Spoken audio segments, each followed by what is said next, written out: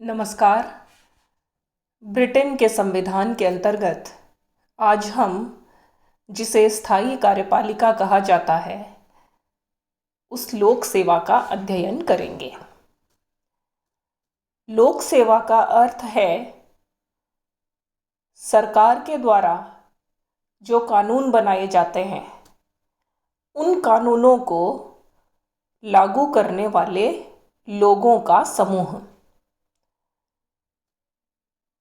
वस्तुतः 20वीं शताब्दी में जब से सरकार ने लोक कल्याण के कार्यों को हाथ में लेना शुरू किया है, तब से कानूनों की संख्या बहुत अधिक बढ़ने लग गई है। जितने अधिक कानून बनते हैं उतने ही अधिक मात्रा में उन कानूनों को लागू भी करना होता है और उन कानूनों को लागू करवाने के लिए लगातार यह देखना कि उन कानूनों का पालन हो रहा है या नहीं हो रहा है, इस बात का अवलोकन करने के लिए स्थायी रूप से कुछ लोगों का होना आवश्यक है। और इस तरह से सरकार के लिए स्थायी रूप से कार्य करने वाले लोगों का जो संगठन है उसी को सामूहिक रूप से लोक सेवा कहा जाता है। 19वीं शताब्दी तक राज्य का काम केवल पुलिस कार्य करना था। इसका मतलब ये है कि तब तक राज्य का काम केवल देश की सीमाओं की रक्षा करना और देश के अंदर शांति और व्यवस्था बनाए रखना था। इसलिए अधिक कानूनों की आवश्यकता भी नहीं थी और इसलिए लोक सेवा का जो स्वरूप था वो बिल्कुल भिन्न प्रकार का था। अधिक लोक सेवकों की आवश्यकता भी नहीं थी, थोड़े से लोक सेवकों की आवश्यकता थी, बहुत कम कानून थे और बहुत ही सरल तरीके से लोक सेवा का काम चल जाता था। 20वीं शताब्दी में जैसे जैसे राज्य के कामों का विस्तार हुआ, जैसे जैसे राज्य ने आर्थिक और सामाजिक महत्व के कार्यों को भी करने की भूमिका निभाई, तब से लोक सेवा का विस्तार भी हुआ और लोक सेवा का महत्व भी बहुत अधिक बढ़ गया। औद्योगिक क्रांति, तकनीकी क्षेत्र में अत्यधिक प्रगति, समाजवादी विचारधारा को अपनाए जाने से आज राज्य का काम इतना बढ़ गया है कि अब राज्य के नागरिकों के स्वास्थ्य की चिंता भी राज्य करता है, बालकों की पढ़ाई की चिंता भी राज्य करता है, विकलांग व्यक्तियों की खुशहाली की चिंता भी राज्य करता है, जो गरीब और पिछड़े तबके के लोग हैं उनकी मूलभूत आवश्यकताओं की पूर्ति कैसे हो यह चिंता भी राज्य करता है, लोगों का मनोरंजन कैसे हो, लोगों का आत्मिक और नैतिक उन्नयन कैसे हो, अर्थात जन्म से लेकर मृत्यु तक आज जीवन का कोई भी ऐसा क्षेत्र नहीं बचा है जिसके बारे में राज्य को किसी न किसी प्रकार के कानून न बनाने पड़े हों। और इतने अधिक कानूनों के बनने के साथ उतने ही कानूनों को क्रियान्वित करने की जिम्मेदारी भी राज्य पर आ जाती है और राज्य यह कार्य लोक सेवा के माध्यम से करता है। इसलिए लोक सेवा का महत्व बेहद है। ऑग ने लोक सेवा के महत्व को प्रतिपादित करते हुए ये कहा कि लोक सेवा जो है वो केवल मंत्रियों के द्वारा ही कोई कार्य पूर्ण नहीं किया जा सकता, वरन मंत्री लोगों से यह आशा नहीं की जा सकती कि वे करों को एकत्र करेंगे, वे लेखा का परीक्षण करेंगे, वे विभिन्न कारखानों का निरीक्षण करेंगे, वो जनगणना आदि के कार्य करेंगे। इन सब कार्यों को करने की अपेक्षा मंत्रियों से नहीं की जा सकती। ये कार्य तो जिन स्त्री और पुरुषों के विशाल समूह के द्वारा किया जाता है उन्हीं को स्थायी लोक सेवक भी कहा जाता है। यही वो लोग हैं जो देश के एक कोने से दूसरे कोने तक विधि के शासन को संभव बनाते हैं, कानून के शासन को संभव बनाते हैं। और यही वो लोग हैं जिनके माध्यम से सरकार दिन प्रतिदिन अपने नागरिकों के संपर्क में आती है। जब नागरिक अपने किसी कार्य को करने के लिए किसी कार्यालय में जाता है तो उस कार्यालय में जो कर्मचारी होता है, जो क्लर्क होता है, जब वो उससे बात करता है तो एक प्रकार से वो सरकार से बात करता है, क्योंकि वह कर्मचारी सरकार के ही प्रतिनिधि के रूप में उस नागरिक से बात करता है। लोक सेवा का जहाँ तक अर्थ की बात है तो उसका सीधा सा सामान्य सा अर्थ यही है कि सरकार के कानूनों को लागू करवाने के लिए जिन लोगों का संगठन होता है उन्हीं लोगों को लोक सेवा कहते हैं। लोक सेवा का अर्थ बताते हुए फाइनर ने ये कहा कि लोक सेवा कर्मचारियों का एक ऐसा निकाय है जो स्थायी होता है, जो वैतनिक होता है और जो कार्यकुशल होता है। इसका मतलब ये है कि एक लोक सेवा का जो कर्मचारी है वो एक बार भर्ती होने के पश्चात एक अपनी उम्र के एक निश्चित पड़ाव तक, जब तक कि उसमें कार्य करने की क्षमता रहती है, तब तक वो निरंतर कार्य करता रहता है। अपने कार्य के बदले में उसको वेतन मिलता है तथा उसके अंदर कार्य को करने की प्रशिक्षण के माध्यम से, अनुभव के माध्यम से विशेष योग्यता होती है। 1929 में टॉमलिन आयोग की रिपोर्ट में लोक सेवा को इन शब्दों में परिभाषित किया गया। टॉमलिन आयोग की रिपोर्ट के अनुसार राजनीतिक और न्यायिक पदाधिकारियों के अतिरिक्त जो ताज के सेवक होते हैं, जो ताज की सेवा में असैनिक रूप से लगे हुए हैं और जिनका वेतन पूरी तरह से और प्रत्यक्ष रूप से उस धनराशि में से दिया जाता है जो संसद के द्वारा इसी उद्देश्य के लिए स्वीकृत होती है। इसलिए ब्रिटेन के संदर्भ में लोक सेवा को टॉमलिन आयोग ने जो परिभाषित किया, उसका जो मुख्य भाग है वो यही है कि लोक सेवा संसद के द्वारा स्वीकृत पदों की वह व्यवस्था है जिसमें कि संसद के द्वारा पहले से ही निर्धारित वेतन उन कर्मचारियों को दिया जाता है और ये लोक सेवक ब्रिटिश ताज के सेवक के रूप में ही कार्य करते हैं। ब्रिटेन में जो आधुनिक लोक सेवा है वह 17वीं और 18वीं और यहाँ तक कि 19वीं शताब्दी की लोक सेवा से भी बिल्कुल भिन्न है।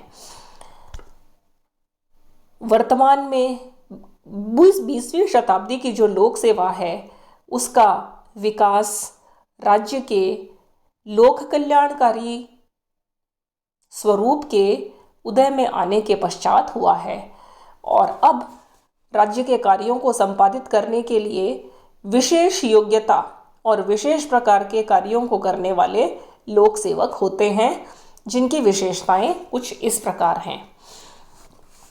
लोक सेवकों की पहली विशेषता होती है कि वे कुशल कार्यकर्ता होते हैं।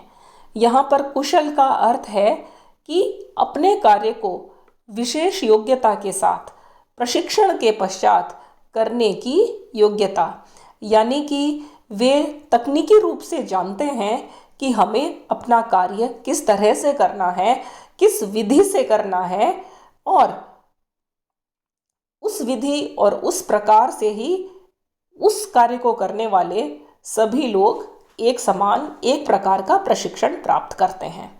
इस प्रकार से वे अपने अपने कार्यों को करने के लिए विशेष रूप से दक्ष होते हैं और इसी बात का उनको वेतन मिलता है और अपना पूर्णकालिक कार्य वो करते हैं। दूसरी विशेषता है पद सोपान। पद सोपान का अर्थ है कि लोक सेवकों के मध्य आपस में उच्च अधीनस्थ के संबंध होते हैं। उच्च अधीनस्थ का अर्थ यह है कि लोक सेवा के प्रत्येक पद में उसके ऊपर कुछ अधिकारी होते हैं और उसके अधीन कुछ कर्मचारी होते हैं। सर्वोच्च स्थान पर जो अधिकारी है और जो सबसे निम्न स्थान पर अधिकारी है, जो कर्मचारी है, उन दो के बीच में, उच्चतम और निम्नतम के बीच में एक लंबा पद वर्गीकरण होता है और उसमें उच्च अधीनस्थ के संबंध बनते हैं। जो उच्च अधिकारी है वो अपने अधीनस्थ को कार्य करने का आदेश देता है और अधीनस्थ के कामों को देखता है, उनका अवलोकन करता है। वह उनके कार्यों का प्रतिवेदन भी प्रस्तुत करता है। और जो निम्न अधिकारी है वो उच्च अधिकारी के आदेशों का पालन करता है और अपने प्रत्येक प्रकार का परामर्श अपने से जो उच्च व्यक्ति है उसी से ही प्राप्त करता है। इस प्रकार पद सोपान एक के साथ दूसरे के जो कड़ी जुड़ती चली जाती है और इस प्रकार संपूर्ण लोक सेवा में अनुशासन बना रहता है।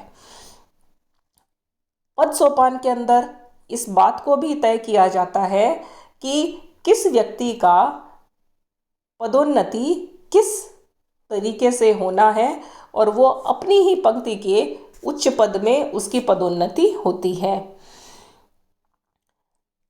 तीसरी जो विशेषता है वो है वेतनभोगी कार्य या वेतनभोगी नियोक्ता। जो कर्मचारी नियुक्त होता है वो स्थायी रूप से नियुक्त होता है, वो अपने जीवन को के व्यवसाय के रूप में इसे अपनाता है और अपने कार्य के बदले वेतन प्राप्त करता है। उसका जो वेतन है वो उसके पद की प्रकृति, उसके कुशलता, उसकी योग्यता और जो कार्य वो करता है उसके अनुपात में ही उसे वेतन मिलता है। यह वेतन उसकी भर्ती के समय ही पूर्व निश्चित होता है और निश्चित अंतराल में उसके वेतन में वृद्धि होती है। अनामता का सिद्धांत, इसका अर्थ यह है कि लोक सेवा बिना किसी नाम की इच्छा के अपने कामों को संपादित करती है। इसका अर्थ यह है कि यदि कोई बहुत अच्छा कार्य लोक सेवकों ने किया है तो उस कार्य का जो यश है, जो प्रसिद्धि है, वह उस लोक सेवक को नहीं मिलेगा, वरन यह यश उस विभाग के मंत्री को मिलेगा। अर्थात यहाँ पर काम लोक सेवक करते हैं और नाम विभागीय मंत्रियों का या सरकार का होता है।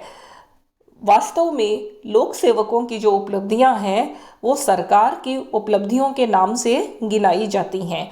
और जब आम चुनावों में मंत्री जब जनता के पास मत देने के लिए, मत मांगने के लिए जब पहुंचते हैं तो वो अपने उन्हीं कार्यों को गिनाते हैं जो लोक सेवकों ने संपादित किए थे और वो इस प्रकार कहते हैं कि हमने देखिए इन कानूनों का क्रियान्वयन बहुत अच्छी तरह किया, आपके कोई काम हमारे शासनकाल में रुके नहीं हैं, आपके सब कामों को हमने किया है और जो काम वास्तव में किया जाता है वो इन्हीं लोक सेवकों के द्वारा किया जाता है।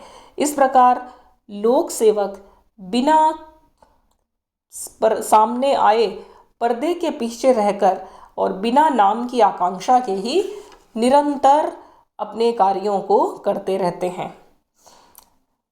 स्थायी कार्यकाल एक और महत्वपूर्ण विशेषता होती है लोक सेवकों की। लोक सेवक भर्ती से लेकर के और अपने जो है रिटायरमेंट तक या जब तक कि उनका निश्चित अवधि तक का कार्यकाल है उस सीमा तक वो निरंतर कार्य करते रहते हैं। उस समय से पहले उनके कार्यों उन्हें अपनी सेवा से हटाया नहीं जा सकता। एक कानून के द्वारा स्थापित एक निश्चित अनुशासनात्मक कार्यवाही के अतिरिक्त अन्य किसी भी प्रकार से किसी कर्मचारी को हटाया नहीं जा सकता। इसलिए कर्मचारी की जो सेवा की शर्तें होती हैं वो बहुत सुरक्षित होती हैं, और ऐसा नहीं है कि किसी मंत्री को किसी लोक सेवा का काम पसंद नहीं आया और उसने उसको हटा दिया। ऐसा लोक सेवा का ये सिद्धांत नहीं है, वरन एक बार जो निश्चित योग्यता प्राप्त करने के बाद जिसकी लोक सेवा में भर्ती हो गई है वह स्थायी रूप से अपना कार्य करता रहता है, जब तक कि उसके विरुद्ध कोई दंडात्मक कार्यवाही नहीं हो गई हो। तटस्थ दृष्टिकोण, यह लोक सेवा की एक बहुत महत्वपूर्ण और आधुनिक लोक सेवा के साथ जुड़ी हुई विशेषता होती है। जो राजनीतिक कार्यपालिका होती है आधुनिक लोकतंत्रों में, वह राजनीतिक दलों के माध्यम से चुन करके आती है, अर्थात जो सरकार बनती है वो किसी न किसी राजनीतिक दल की बनती है। जो राजनीतिक दल चुनाव जीतकर आता है वो अपनी नीतियों को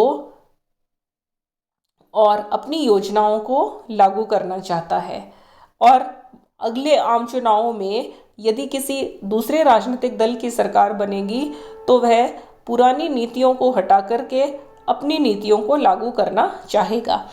इस तरह से ऊपर की यह जो उठापटक है, जो राजनीतिक परिवर्तन जो निश्चित अंतराल के पश्चात होता रहता है, लोक सेवा का उस राजनीतिक परिवर्तन से कोई भी लेना देना नहीं होता है। लोक सेवक का संबंध स्पष्ट रूप से उसको सौंपे गए कार्यों से होता है, और अपने कार्यों को करते समय वह इस बात का ध्यान नहीं देता कि उसको सौंपने वाला राजनीतिक रूप से किस दल का है। लोक सेवकों के लिए उनके जो राजनीतिक अधिकारी हैं या जो मंत्रीगण हैं या जो नेतागण हैं वो किसी भी राजनीतिक दल के हों, उनके लिए अपने प्रत्येक मंत्री का कार्य और उसके कार्यों को क्रियान्वित करना और उसको सही कानूनी और तकनीकी परामर्श देना, यही लोक सेवकों का कार्य होता है। लोक सेवक जनता के प्रति उत्तरदायी होते हैं, यह एक अन्य विशेषता है। इसका अर्थ यह है कि लोक सेवक जब सेवा में आता है तभी उसको यह बता दिया जाता है कि वे अपने इस कार्य में प्रमुखता जनता की सेवा को ही देंगे। जिस प्रकार लोकतंत्र में सरकारें जनता के प्रति उत्तरदायी होती हैं, उसी तरह सरकारों के कामों को वास्तव में क्रियान्वित करने वाली यह लोक सेवा भी जनता के प्रति ही उत्तरदायी होती है। इन्हें लोक भावना के अनुसार ही कार्य करना होता है, और इनको इस बात का ध्यान में रखना है कि यह किसी व्यक्ति विशेष के प्रति वफादारी नहीं रख करके संपूर्ण रूप से जनता के प्रति उत्तरदायी हैं। इसलिए ये जब लोगों के संपर्क में आते हैं तो यह इस बात का ध्यान रखे बिना कि कोई व्यक्ति किस जाति, वर्ण, धर्म, भाषा या लिंग का है, इनके सामने संपूर्ण जनता के सभी नागरिक एक समान हैं और सभी के सम्मुख ये एक ही प्रकार से व्यवहार करते हैं। इनकी एक अन्य विशेषता है सेवा भाव। सेवा भाव का अर्थ यह है कि ये अपने कार्यों को करते समय लाभ की आकांक्षा से कार्य नहीं करते। जिस प्रकार कोई निजी संगठन में कार्य करने वाला कर्मचारी हमेशा इस बात का ध्यान में रखता है कि उसे अपने कार्य के बदले कितना आर्थिक लाभ हो रहा है, लोक सेवा में ऐसा नहीं होता। लोक सेवक आर्थिक लाभ की बजाय जन सेवा और जन भावना के अनुरूप कार्य करता है। उदाहरण के तौर पर यदि किसी पहाड़ी क्षेत्र में रेल सेवा शुरू करनी है और उस रेलगाड़ी में बैठने वाले उस पहाड़ी क्षेत्र से यदि यात्री न भी हों या बहुत कम नागरिक हों तो लोक सेवक इस आधार पर वहाँ रेलगाड़ी को नहीं चलाया जाना चाहिए ऐसी मांग नहीं कर सकते। पहाड़ी क्षेत्र के जनता की मांग और पहाड़ी क्षेत्र की जनता को सुविधा देने के लिए हानि उठा करके भी लोक सेवा को वहां तक रेल का प्रबंध करना पड़ेगा और रेलगाड़ी चलानी पड़ेगी।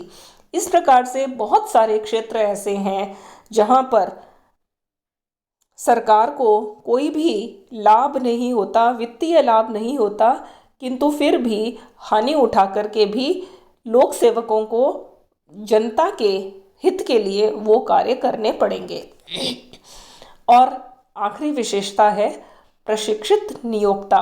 यद्यपि यह विशेषता हम पहले देख चुके हैं और इसका अर्थ यही है कि लोक सेवक अपने जिस कार्य को करने के लिए सेवा में आया है, एक बार सेवा में आने के पश्चात या आने से थोड़ा पहले वास्तव में अपने काम को करने से पहले उसका एक निश्चित और नियत समयावधि तक प्रशिक्षण होता है और उस प्रशिक्षण में उसको 2 प्रकार से प्रशिक्षित किया जाता है। एक तो यह है कि इस प्रशिक्षण के दौरान उसके दृष्टिकोण को व्यापक बनाया जाता है, उसको यह बताया जाता है कि देश के संविधान और देश के आदर्शों और मूल्यों को प्राप्त करने के लिए एक लोक सेवक को किस प्रकार का कार्य और किस प्रकार से कार्य करना है। और दूसरा यह है कि अपने कार्य को अधिकतम कुशलता के साथ कैसे संपादित किया जा सकता है। इस प्रकार वैज्ञानिक प्रशिक्षण प्रदान करके लोक सेवा को अधिकाधिक कुशल और अधिकाधिक योग्य बनाने का कार्य किया जाता है ताकि वो अपने से संबंधित कानूनों को श्रेष्ठतम रूप में लागू कर सकें। इस प्रकार हमने देखा कि आधुनिक लोक सेवा की जो विशेषताएं हैं वे बहुत हद तक वैज्ञानिक सिद्धांतों पर आधारित है और उसमें व्यक्तिगत झुकाव या व्यक्तिनिष्ठा के स्थान पर वस्तुनिष्ठता को लाने का अधिकाधिक प्रयास किया जाता है। अगले वीडियो में हम ब्रिटिश लोक सेवा के बारे में कुछ अन्य पक्षों का अध्ययन करेंगे। धन्यवाद।